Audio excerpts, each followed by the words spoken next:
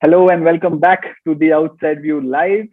It's finally match time. We are 20 odd minutes away from the start. England have asked to be in bat first. India has finally won the toss. Mithali Raj has called it correctly. India are going to chase in this 1200th ODI in the women's format, Women's One Day Internationals at the county ground in Worcester. Welcome back to the Outside View Live. I have with me Vanitha and Ananya. Ananya, first thoughts, India opting to chase, first of all, the coin going in Mithali Raj's favor. It's a good sign, I guess. It's cause for celebration in itself, isn't it? India have won a toss.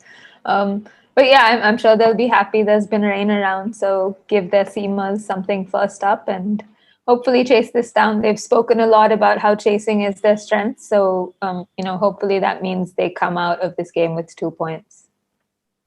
Vanitha, as a staunch Indian supporter, are these the signs that you look for as heading into an ODI to kind of avert a whitewash? Definitely, I think everything is falling in place for us, right from toss to even the weather condition. Also, 47 overs, 3 overs, I think, will make a difference for us. And it's a good start. Finally, with Aliraj winning the toss, it's absolutely good.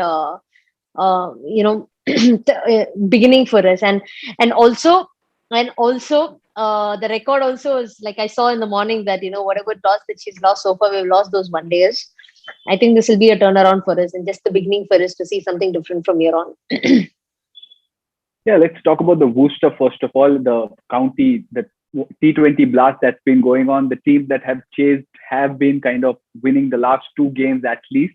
But remember, there's one game between Yorkshire and Worcestershire where Yorkshire were asked to bat first and they posted a score in excess of 200 and they went on to win it. So for India, they'll probably hope that this is not the case. But let's talk about the 11. Both teams are unchanged. India are unchanged as well. There's Poonam Yadav who's kept her place. 2 wickets she took in the second ODI. There's also Sneha Rana. How do you see this 11, Ananya, for India?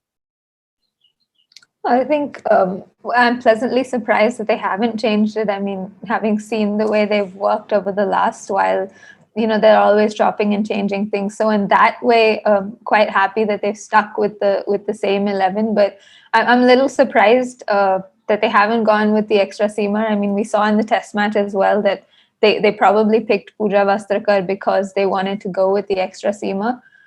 So a little surprised that they haven't gone with that, but that's just me, flying the team pacer flag again. But I get why they probably don't trust her to bowl as many overs. It puts pressure on Harmanpreet Kaur to have to bowl then. So they've gone with 5 bowlers who they trust, who have done well in the previous game as well. So just happy that India is sticking to a formula that worked for them with the ball. So that's good news.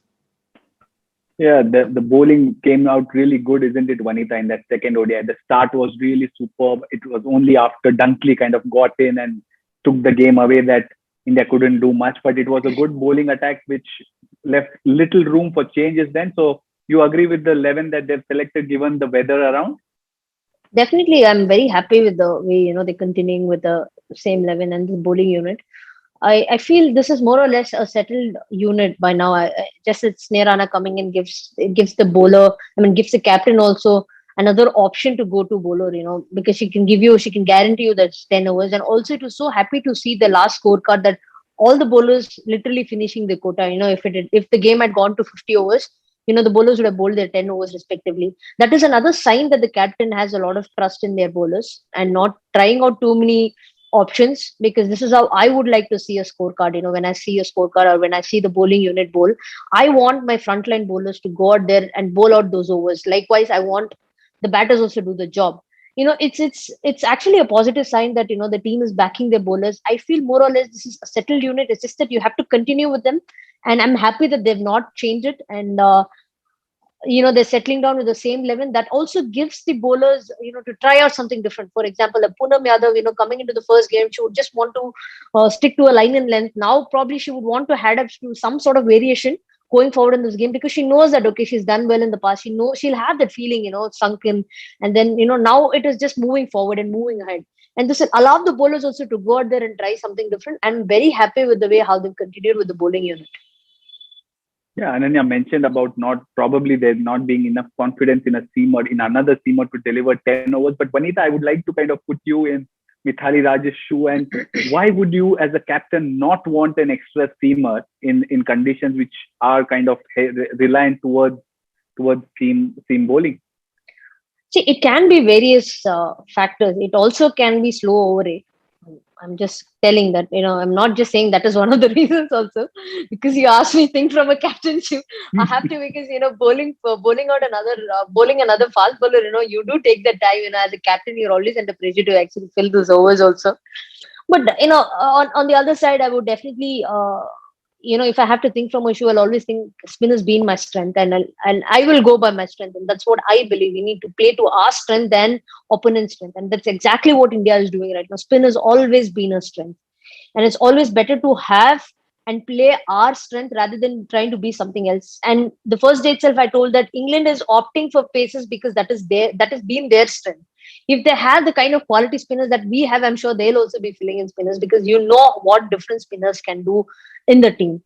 And that's exactly what Mithali is trying to do. And also going forward, we saw that the players are coming out and telling that, okay, it's a build up for the World Cup. And you saw Poonam Yadav also talking about it, that these are the things, or whatever the changes that they're doing in the team is also build up towards the World Cup. And clearly India has begun the World Cup preparation. It's an indication that they've started the preparation very clearly. Sticking to one's strength seems to be the mantra which England have, because they are unchanged as well. Catherine Brunt, after bowling so much in that one-off test match, is still playing the third ODI, and so is Anya Ananya. The bowling unit, they just don't want to change what's working for them, it seems. Oh, why would they? I mean, they have some high quality bowlers, all who have delivered, the goods when called upon. So there's no reason to change them. And the teams have had a decent break between the test and the ODI series.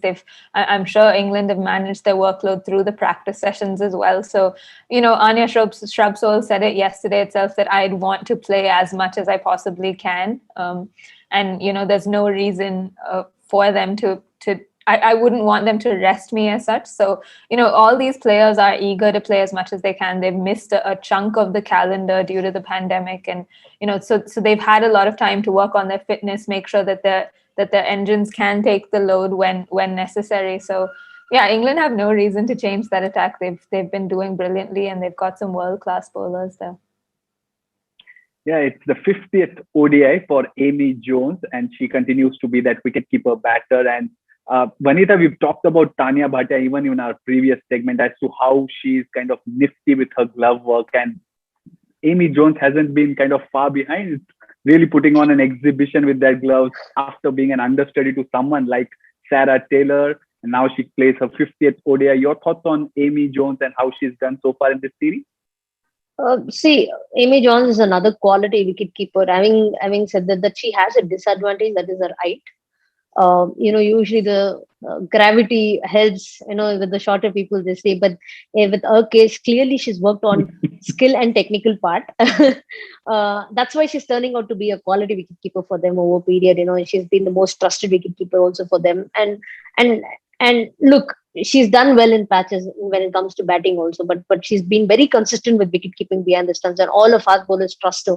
And she's also another wicket keeper who comes up to the fast bowlers, very fearless, coming up to the wicket and stumps, and keeping for the fast bowlers. That has also helped England team, massively, like how Tanya is doing respectively for the Indian team. Likewise, Amy is also helping the bowlers, big time. And I've also seen her feedbacks from beyond the stump. It's very valuable. Yeah, indeed, Ananya, we've talked about the fearlessness of a wicketkeeper standing up to the stumps, and Amy Jones is doing it for someone like Catherine Brunt. But also tell me, like we saw in the second ODI that about 18 runs were given in that penultimate over of their bowling innings. She yet continued to stand up to the stump. Also a bit of adamancy that you see there, that she's not wanting to go behind even when there are runs being kind of scored in the situation that India were at that point. I don't think so. I mean, she is high quality, like we've all said, and she's, she's someone who seems to be able to take a bouncer, standing up to the stump. She does it quite easily. We saw it in New Zealand. We saw it here as well. And I don't think the bowlers are giving her any idea of what they're going to come up with. So she clearly has some excellent reflexes. And that over from Catherine Brunt wasn't the best. I'm sure she'll admit it as well. She was kind of all over the place. So you can't really blame the keeper for, had she stood back, would those runs have been stopped? I don't know, because those wides were quite wide down the leg side. So I think Jones will continue to stand up to the stumps, and Brunt will be happy because she's gotten her a couple of stumpings through her career as well. Right, it's the final ODI of this 3-match series. So let's kind of complicate the putting you in a spot thing. So one, the predictions, of course, but who do you think, which are the matchups that you look forward to, and who do you think will come up on top in this first innings? Let's go with the batter in the house in Vanitha VR. The matchup, as also who will kind of come up top in that matchup. I'm ducking this bouncer now. I'll throw it to Ananya this time. Okay, let the bowlers have a I go. want Ananya to save this time because last time, I did come out pretty good in the first match. I want Ananya to start this time and see how. Let's see if she matches up my card, what I have in mind. Okay, this is going to be difficult. I'm actually looking forward to see just both the seamers, how they counter the openers. We saw in the previous game that they brought Tanya up to the stumps, but considering the conditions and if it continues to be overcast, the amount of movement they get, will they continue with that tactic is something I'm keen to see. But one of the things that I really, really hope India do is bowl seam to Sophia Dunkley up front. If she gets to bat, I think both Jhulan Goswami and Shikha Pandey will be a handful against her. We've seen her kind of struggle to score quickly against pace. So that's something that I hope India do. That's a matchup I'd like to see. And if she comes in early, that means that the bowlers have done early damage. So I'm not going to say anything about the spinners because I'm not like a spin fan, but yeah. Over to you, Vanitha. For me today, it's going to be Jhulan. I find her, she'll hit the rhythm today because third game, she'll be in the momentum, she'll be in the rhythm. And, she's the most experienced cricketer that we have in terms of bowling. So I'm sure she must have read the opponents and batters today. She's not going to give it easy to you. So I feel it's going to be Jhulan today. It's going to make a big difference for our bowling unit. Jhulan, it seems. And I'm going to go with one. I'm going to have a pick today. I'm keen to watch how Amy Jones versus Poonam Yadav works out today because the other day it was really good start from Amy Jones. So that's one thing I'm looking forward to. But let's finally close this conversation with the prediction. What score do you see England get to, and how much do you want India to restrict them to, Vanitha? How much England will score, is it? Or how much do you want India to restrict them to? I definitely want India to give somewhere between 220, 230 because given the quality of battles that they have, I don't want to go beyond that because this is the least that England would be putting today. But yeah, definitely I want our bowlers to restrict them to somewhere 230, 240 because we have very good chaser. Even if it touches to 250 also, I'm okay with it because we have fabulous chasers in the team and we are known for chasing. So I don't mind up to the score going 250 because we know we have the quality to bounce back. So somewhere around 230 to 250 is what I'm looking at today. I loved how it started from around 220 to kind of went to 250. No, that's because the quality of batters that were just going through the batting order. I can't really say that, until unless we bowl extremely well and some sort of magic happening there on the field. But, look, you have to respect the opponents. They've already 2-0 up and, realistically, you have to be realistic. And like I said, we are capable of chasing up to 250 because we have the quality. So based on that, I said, I don't mind going up to 250.